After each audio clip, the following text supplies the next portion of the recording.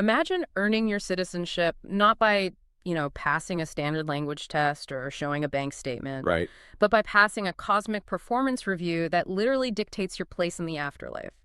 It is wild. Welcome to the deep dive. I'm so thrilled to have you with us today because today we are exploring a framework that takes the global conversation around immigration and just, well, it turns it into a battle for divine ascension. It's a massive conceptual leap. I mean, because normally when you and I talk about a nation's immigration policy or when you read about it in the news, the conversation almost always starts with a spreadsheet. Exactly. We look at the raw numbers. And actually, let's ground this right away with a statistical reality from the material we're diving into today. Yeah, let's do that. Take South Korea right now. We are looking at a daily reality of about 2.65 million foreign residents living in the country. Which is a huge number. Right. Alongside roughly 390,000 undocumented individuals. And, the global conversation around those kinds of numbers is almost entirely demographic. For anyone listening who follows international policy, you already know the talking points. Oh, absolutely. We talk about filling critical labor shortages. We talk about addressing dropping birth rates or navigating the practical day-to-day social integration of newcomers. It's really just an economic equation at the end of the day. Yeah, and in South Korea specifically, there's often this unique cultural layer added to the mix. It's the concept of jong, Right, Joel.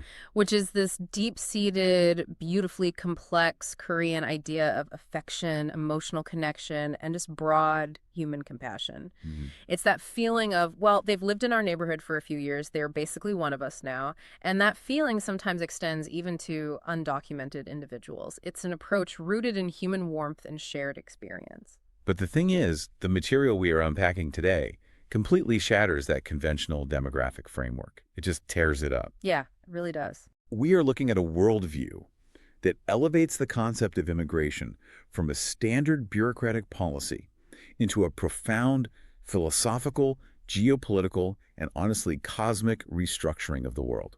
Which means we need to set some ground rules for you listening right now. Absolutely. Yeah. It is crucial to set the tone right out of the gate. The framework we are analyzing today contains some really sweeping, highly politically charged, and deeply spiritual viewpoints. Yeah. So our goal here today is not to endorse these specific claims. We aren't here to debate their ultimate political validity or, pick a side. Definitely not. Instead, we are just going to impartially unpack this genuinely fascinating, intricate vision of a future society.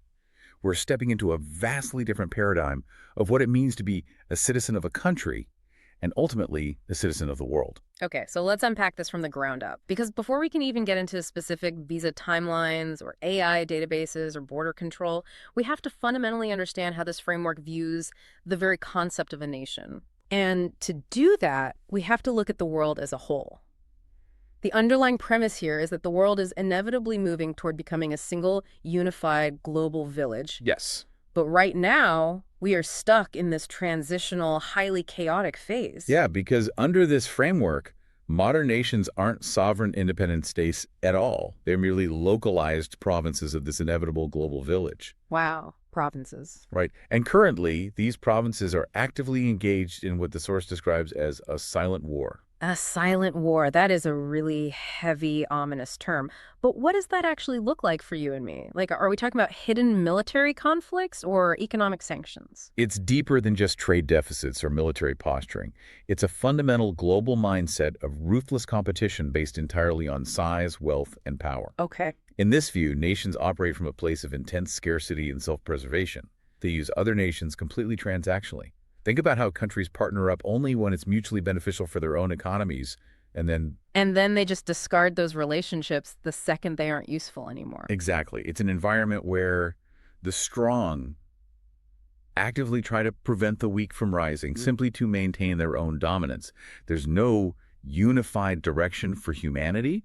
It's just fragmented, localized self-interest masquerading as national pride. Okay, let me jump in here with an analogy, because for anyone listening who has ever worked in a massive, highly dysfunctional corporate office, this sounds exactly like that. That's a great comparison. Right.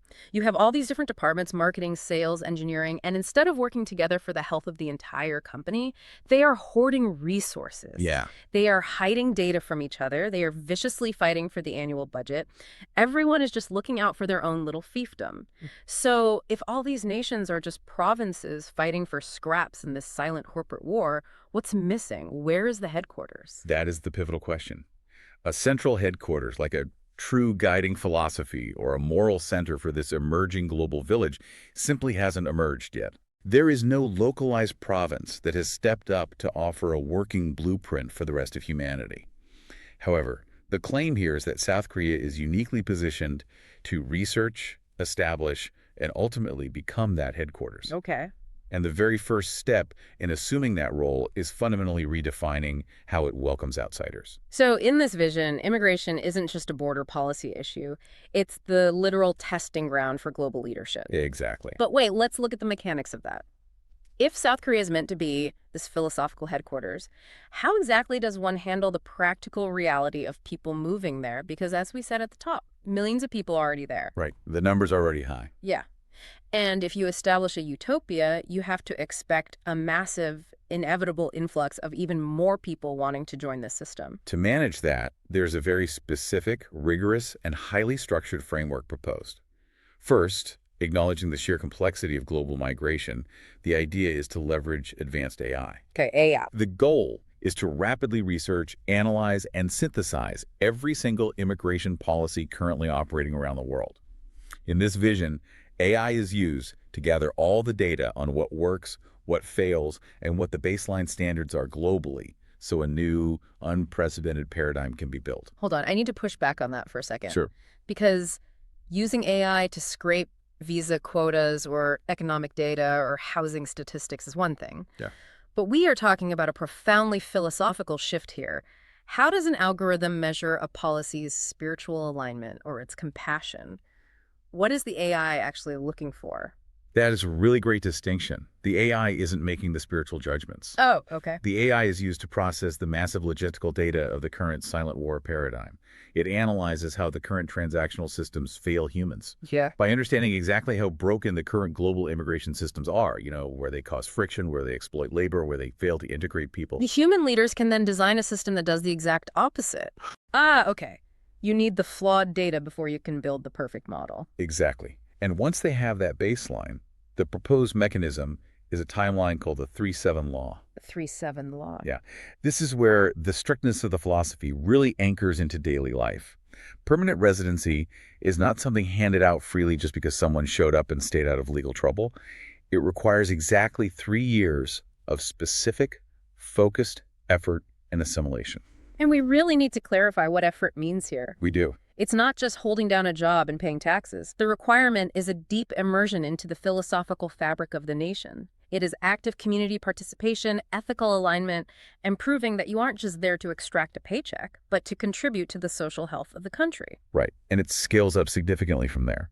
If permanent residency takes 3 years of that dedicated effort, achieving actual citizenship requires a full 7 years. Wow. 7 years. Yeah. During those 7 years, the individual is fulfilling stringent, carefully designed requirements to prove they understand and align with the nation's core philosophy of benefiting humanity. This is a sharp departure from that warm, fuzzy concept of Jong we talked about in the intro. Totally. There is a hard, undeniable line drawn here against unconditional immigration. Effort, understanding, and alignment are absolute prerequisites. You cannot just coast. No, you can't. But here's where it gets really interesting for you listening, because the 3-7 law covers permanent residency and citizenship. But there is a third ultimate tier beyond both of those. Yes, there is. It's a concept referred to as national citizenship or national right. What is the difference between a standard citizen and a true national? This is where we make a radical departure from standard political science. Right now, even native-born Koreans, people born and raised within the borders holding a passport, are not considered true nationals under this framework. Wait, really? Yeah, they are merely residents who happen to hold a registration card. Yeah. Earning true national status has nothing to do with where you were born. Let me make sure I have this straight. Just being born in the country, paying taxes your whole life, having a locally issued birth certificate, none of that makes you a national. None of it. You are essentially just a resident with a permanent visa until you prove otherwise. Exactly. And to prove otherwise, to become a true national, an individual must live their life as a Hongik Ingen leader. Okay, we need to pause and really look at that term. Hongik Ingen. It's crucial. It's a foundational concept in Korean history, and it traditionally translates to broadly benefit humanity. It is a beautiful, ancient ideal. But what fascinates me here is how this ancient concept is being operationalized. Right. It is being used as a literal, measurable, legal, and spiritual requirement for ultimate belonging. It's like turning the golden rule into a constitutional mandate. Yes. And the framework ties this requirement directly to another profound concept, Chananson, which translates to descendants of heaven. Descendants of heaven. And the claim here is staggering. If you truly achieve this national status, if you live as a Hongik Ingyan, dedicating your life to broadly benefiting humanity rather than just serving your own localized self-interest best, the literal cycle of reincarnation ends for you. Wow. And just like that, we have moved completely out of visa timelines and AI research and crossed the threshold into divine law and the end of reincarnation. It's a huge pivot. If South Korea implements a system that literally promises to end the cycle of reincarnation, that isn't just going to attract tech workers or manual labor, it is going to attract spiritual refugees from everywhere. Absolutely. But before we get to the physical reality of that, I want to stick with the cosmic mechanics. If the cycle of reincarnation ends for these individuals, what actually happens to them? Upon death, these true nationals ascend to a heavenly realm where they face a strict, incredibly detailed evaluation. Their earthly life is scrutinized based on a specific metric. Okay, what's the metric? Did they dedicate 30%, 70%, or a full 100% of their life's energy and effort to their public duty and the betterment of humanity? I love trying to visualize this. It's essentially an IRS tax audit for your soul. That's hilarious, but yeah, it is. But instead of an auditor checking your receipts for, business expenses and deductions, they are auditing what percentage of your life's energy was spent hoarding resources for yourself versus what percentage was spent elevating others. That is a brilliant way to frame it. And the results of this audit are entirely structured. Based on whether you hit that 30, 70, or 100% mark, you are assigned specific ranks in a new divine kingdom. So it's essentially the ultimate cosmic performance review. Your earthly titles don't matter, and just like a corporate review, if you fail to maintain your service to humanity, your divine status can actually be demoted. Exactly. Your earthly bank account, whether you're a CEO, a politician, or a celebrity, none of it holds any weight in this evaluation. What matters is your measurable public service. If you dedicated your life primarily to others, you might achieve the rank of a public god. If your life was entirely self-serving, focused only on your own accumulation of wealth or comfort, you are categorized as a private god. And let me guess, there's a middle tier. Yep, there's a middle god tier for those who fell somewhere in between. And as you just mentioned, the stakes are dynamic based on your service. If you fail to serve humanity, your status in the divine realm can actually be demoted. You have to actively maintain that commitment. It completely reframes the entire purpose of a nation. It really does. Yeah. It fundamentally explains why there's such monumental importance placed on South Korea's immigration policy. South Korea is viewed as currently establishing the earthly training ground for this exact divine law. Wow. It elevates the very act of immigration from a self-serving transaction, meaning, what can this wealthy country's economy do for my family? A profound moral imperative. Yes. How can my integration into this specific society help me serve humanity and secure my place in the cosmos? It is a complete inversion of the silent war. Instead of nations competing for finite resources, individuals are competing to see who can be the most selfless, because that selflessness is the only currency recognized in the afterlife. Right. And the argument is that once this profound, spiritually backed standard is successfully implemented and proven on the Korean Peninsula, it will become the unquestioned blueprint for the rest of the world. The entire global village will realize the futility of the silent war and adopt this system of earning your place through service. But this brings us to a massive, immediate physical crisis. The space issue. Yeah. If this actually works, if South Korea becomes the universally recognized moral, philosophical, and spiritual headquarters of the planet, where your citizenship guarantees your divine standing, you are going to see a staggering wave of global migrants. So completely. Everyone from every corner of the globe is going to want to come. How on earth does a country that small physically absorb a global spiritual migration? That is the critical breaking point. The text itself uses a stark visual describing South Korea as being the size of a palm.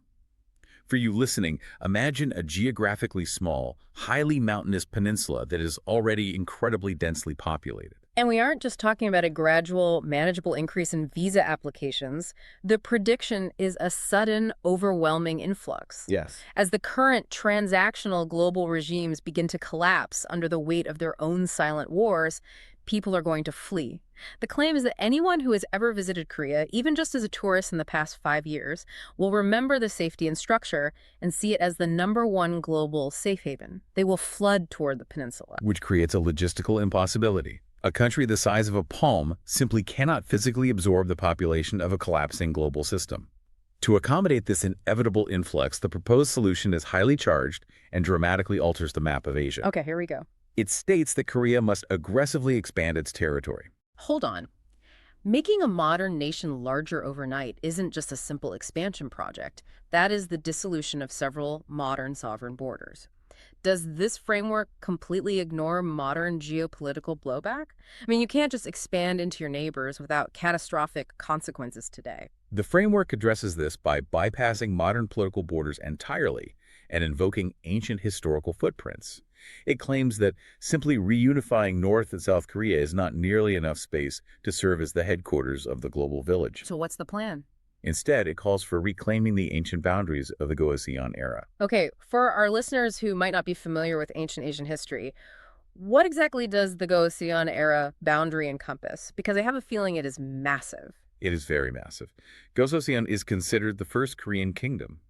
At its absolute peak, its cultural and territorial influence extended far beyond the modern Korean peninsula. It reached deep into what is today northeastern China and parts of the Russian Far East. The argument presented is that the historical and cultural footprints are already there.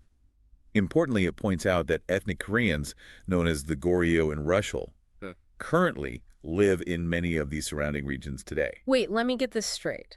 The solution to the space crisis is to fully absorb these surrounding regions of modern-day China and Russia into this new, spiritually aligned nation. Yes, that is the claim. What does that do to the physical size of the country? The assertion is that this specific territorial expansion would instantly make the nation 7 times larger than its current size. 7 times larger? That is just staggering. Exactly.